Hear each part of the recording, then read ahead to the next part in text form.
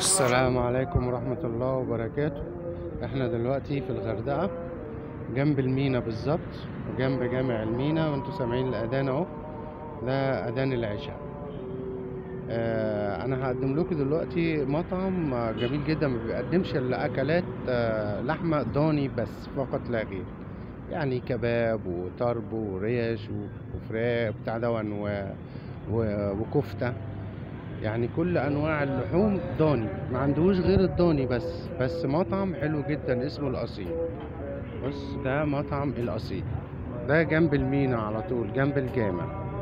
ده اسمه مشويات الاصيل. حاجه بقى ايه، اي حد يجي هنا عايز ياكل لحمه ضاني مش ما يفوتش المطعم ده.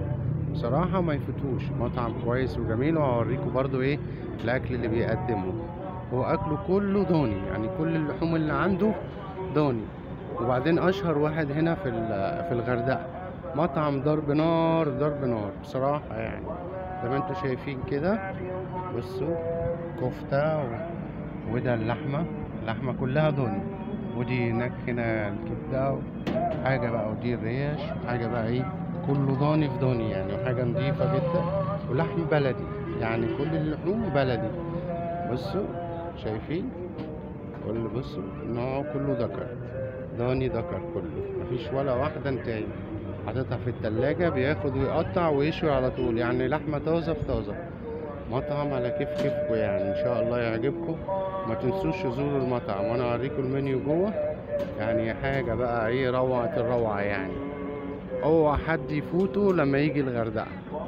وصحابه ناس كويسين جدا، وناس حلوة، ومعاملتهم حلوة، وكلامهم كويس، ومقابلتهم كويسة. وعندهم رز جوه وخضار وشوربة وملوخية وحاجات بقى ايه بلدي بقى، كله طازة في طازة يعني، ما عندهمش حاجة بايتة. بصوا، ده الطرب اللي جوه، ده طرب.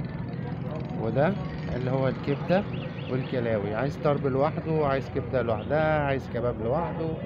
وبيقدموا برضو فراخ مشوية بأسعار كمان جميلة وحلوة أوي أوي أوي. الله ينور يا اسطى، تسلم ايدك يا ريس.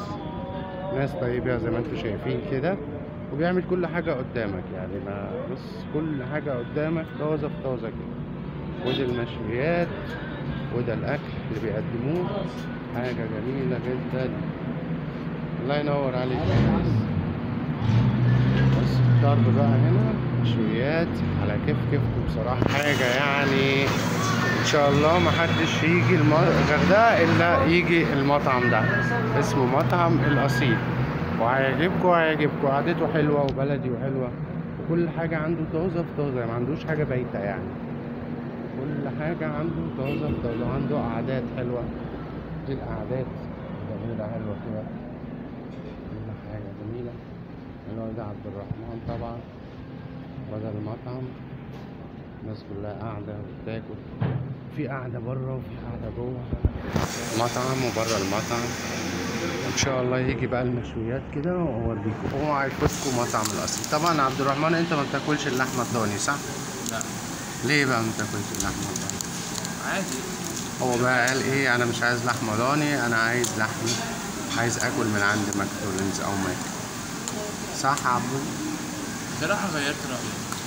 هو هيشوف احنا طلبنا أشوف. احنا، ويشوف الاكل عجبه نجيب له، ما عجبهوش خلاص يعني. هنشوف يا باشا. هو ايه، المطعم جميل زي ما انتم شايفين، وخدمته حلوة وناس ايه طيبة جدا يعني. الناس اللي فيه ناس طيبة أوي أوي أوي أوي. أهم حاجة اللي يعني المقابلة الكويسة، المقابلة الحسنة. وعندهم ملوخية بقى وخضار. ده المنيو بتاعهم، بس مش كاتبين فيه الأسعار، مش باين قوي يعني. مثلا كباب، وفي كفتة، وفي ريش، وفي طرب، وفي نيفا، وفي كبدة، وفي كلاوي، وفي طواجن، وفراخ شيش، وموزة ضاني، وحمام، وفراخ، ومخاصي، حاجات بقى ايه، حاجات جميلة جدا بقى. ده خضار بقى، خضار مشكل، ملوخية، لوبيا، فاصوليا، بامية. طبعا اسعارهم بسيطة جدا يعني. عندهم مثلا كيلو بيعمل 550 جنيه، كيلو مشكل يعني، كيلو لحمة ضاني مشكل ب550 جنيه بلاش يعني. يقدم لك معاه سلطات ورز، وحاجة جميلة جدا يعني. اوعى حد يجي الغردقة ويسيبوا المطعم ده، بس ما بيقدمش الا كله ضاني فقط لا غير، ما بيقدمش لحوم الا الضاني بس. هنوريكم دلوقتي نوعية الاكل اللي بيقدموها. دي بقى نوعيات الاكل اللي انا قلت لكم عليها في مطعم الاصيل. دي اللي هو المشويات الضاني المشكلة، ده ضاني مشكل بقى كله مع بعضه كده.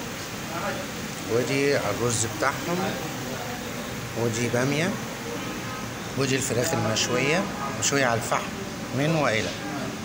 وده الرز، يعني أكل حلو كده بسم الله ما شاء الله. يعني هيجي هنا هيعجبكم يعني، وما تنسوش بقى لما تيجوا هنا تقولوا فعلا ان كان عنده حق يعني كده.